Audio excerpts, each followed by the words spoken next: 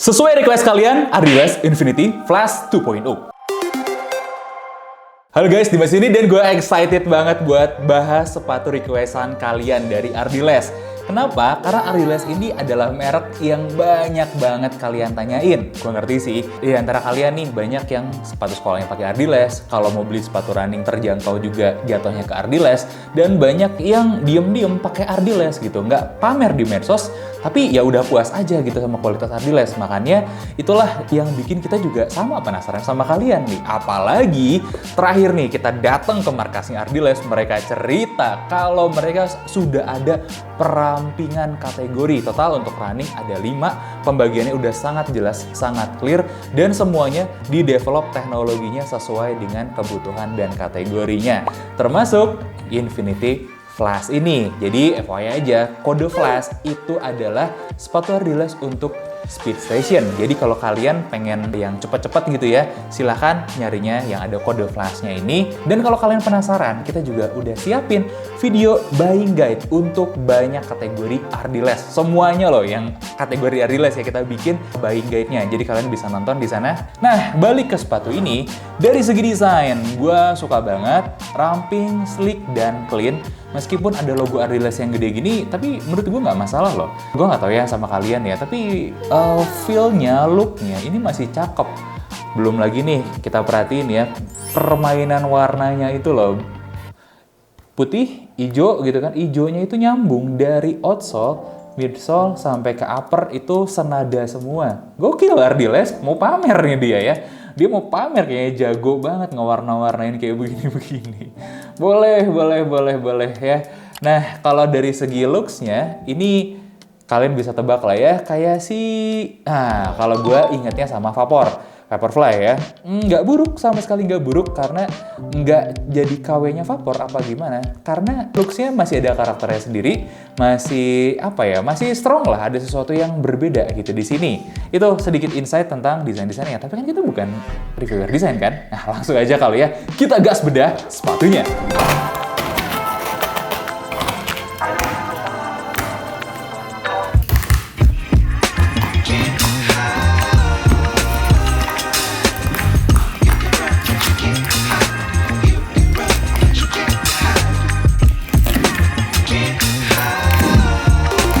Dan ini dia Ardiles Infinity Run 2.0.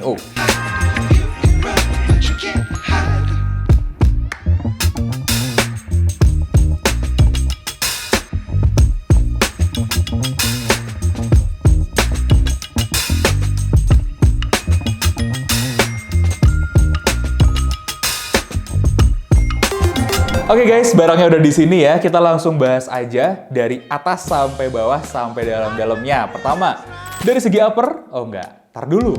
Tali dulu ya. Ini adalah tali impian para runner. Enak banget, ngeloknya bagus banget. Gua pun dengan senang hati akan mengganti tali Kayano gue dengan beginian nih.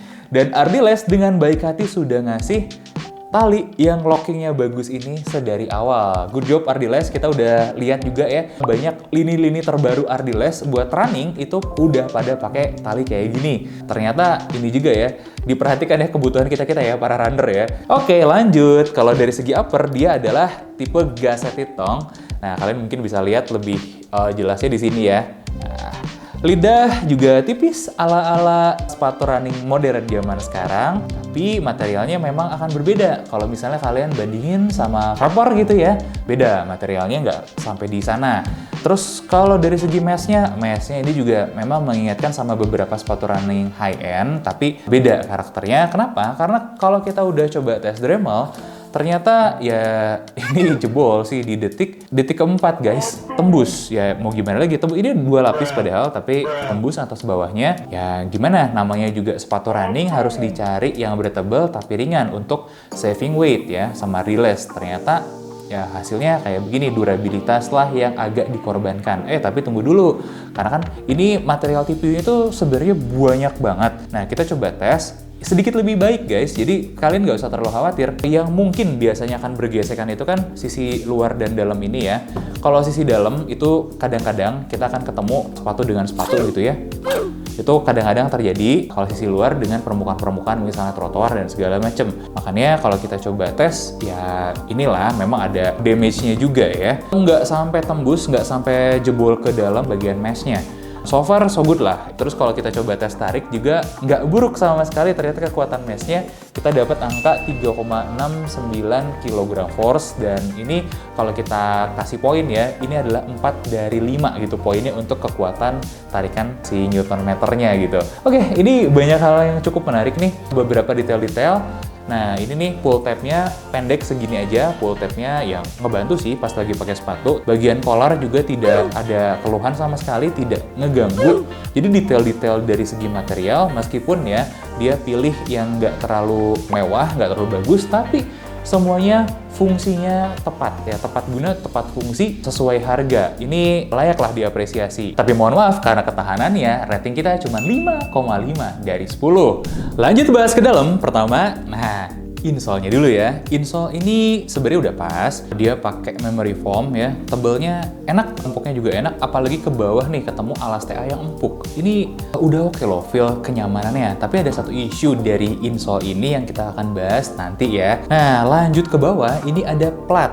Iya, plat ini adalah plat TPU yang bukan buat kecepatan guys. Ini adalah untuk kestabilan. Kenapa? Alasannya ada di midsole-nya. Midsole ini adalah eTPU. Merek dagangnya bisa macam-macam. Puma punya, Adidas punya, Li-Ning juga punya, dan brand lokal lain juga banyak yang punya. Adi misalnya, eTPU ini biar lebih stabil harus dikasih torsion system. Nah, kalau di sini dikasihlah plat TPU ya. Cukup oke, nggak mengganggu sama sekali si platnya, bahkan menawarkan ekstra kestabilan. Bukan berarti midsole ini nggak stabil, nggak. Tapi midsole ini butuh memang tambahan untuk memberikan kestabilan lebih. Oke, kita bahas sedikit dulu ya. Untuk durometernya, durometer midsole-nya tadi itu adalah 19,5. Angkanya begitu mirip dengan punyanya Adi. Kemudian durometer insole-nya ini 17,6. Empuk banget ya kayak yang gue udah bilang tadi. Nah, jadi kalau kalian mencari midsole yang seperti punyanya Adi dan ada di brand lokal gitu ya, kalian mencari performanya yang sana,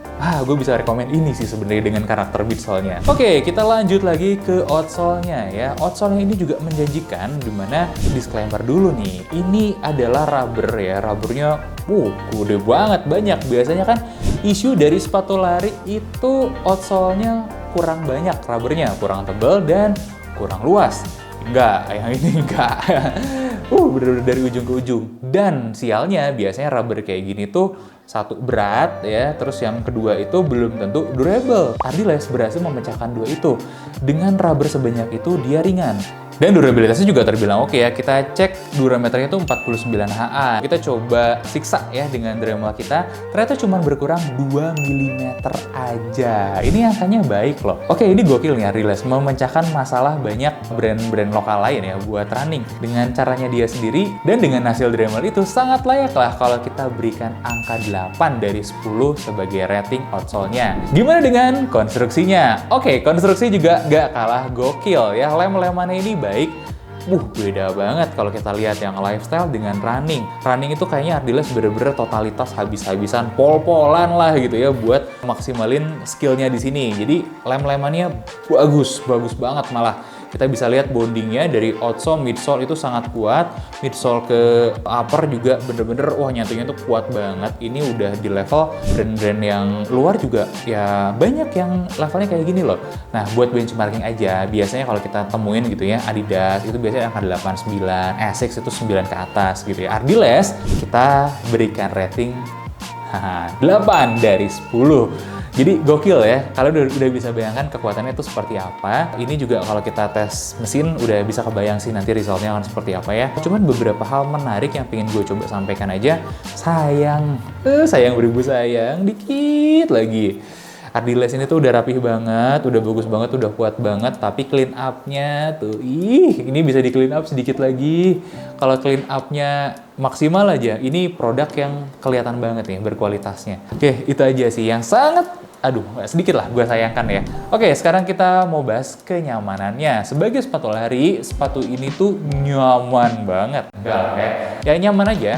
Dimana dengan standar berat sepatu lari yang segini ya, di size 42 itu cuma 291,2 gram, sepatunya ringan loh. Nah, yang mungkin nggak banyak orang akan ngerasa nyaman adalah di fitting-fittingnya, dimana ini tuh lebar tubuhnya 93,6, nggak terlalu lebar. Instepnya juga 67,7, nggak terlalu lebar. Jadi medium aja, tengah-tengah aja. Nggak buruk, enggak, sama sekali nggak buruk juga. Kemudian panjang solnya. Nah, ini yang jadi isu nih sebenarnya menurut kita. Karena klaimnya mereka itu 27 cm. Tapi dengan insole yang di belakang kayak gini nih ngelipat, ternyata dia berkurang setengah senti. Ngaruh Pak sama fitting-fitting Pak. Jadi itu aja PR-nya nih. Mungkin sangat bisa sih, ini masih dipotong sedikit lagi biar lebih fit lagi, bisa gitu. Jadi fitting ke dalamnya juga jadi lebih enak. But meanwhile, kita sangat menyarankan semua user Adidas itu untuk upsize 1. Biar apa? Biar fittingnya juga jadi lebih baik lagi. Itu aja sih. Beberapa titik ya yang mungkin akan ngepres kalau kalian lari itu adalah bukan beberapa titik, hanya satu titik sih, hanya di bola-bola kaki aja. Selebihnya itu nggak ada masalah, nggak ada gangguan. Oh iya, sedikit tambahan, gue pengen bahas yang ini ya. Support-supportnya juga ya namanya mesh kayak gini, minim ya, makanya nah ini nih, kalian bisa lihat nih, si uppernya kayak begini. Ini karena TPU-nya cuma sampai bawah. Tapi kalau TPU dimaksimalin kan jadinya kurang breathable kayak gitu ya. Adidas menurut gua, meskipun terjadi hal seperti ini, mereka sudah melakukan hal yang terbaik yang bisa mereka lakukan dengan budget ya range harga sepatu segini. Ini udah good, gak ada masalah sama sekali. Apalagi ketika kalian pakai performance, ya support ini juga nggak ada masalah sama sekali. Tidak mengganggu lah. Bahkan si lapisan TPU ini juga membantu supportnya dengan cukup oke ya. Kenyamanannya kita berikan rating 7,5. Nah, lanjut ke performance-nya. Ini sentuhan gue banyak banget ya. Pertama, grip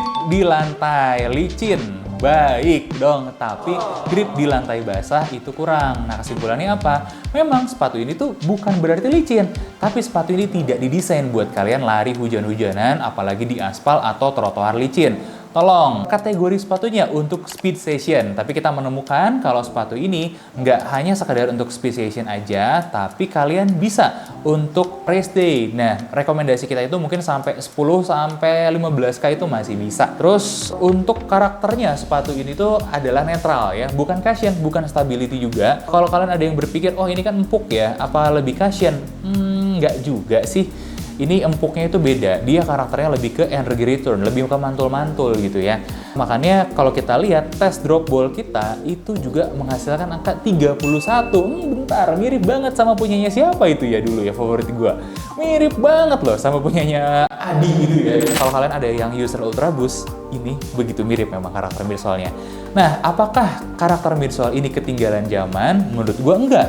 Karena pada masanya Ultra Boost ini banyak yang dipakai untuk masuk ke dalam rute-rute maraton gitu ya. Half maraton pun bahkan ada yang melakukan. Temen deket gue ada yang melakukan dibawa ke maraton pada masanya.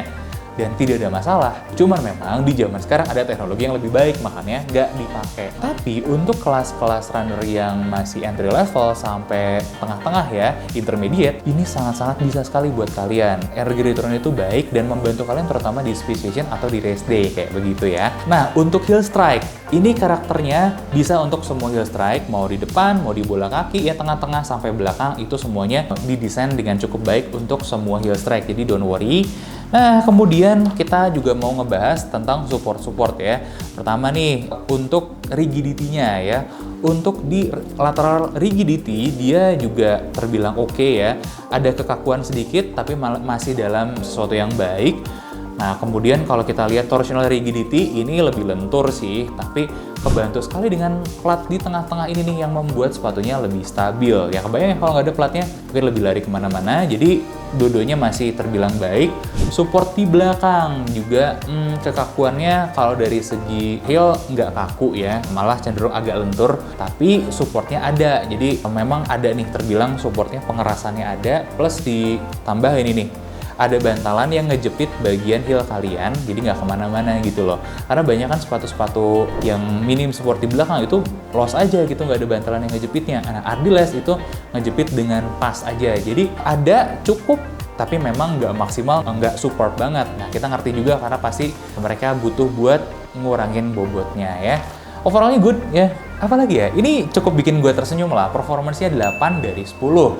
Nah, kalau untuk rating totalnya, kita berikan rata-rata ya, itu ada di angka 7,56.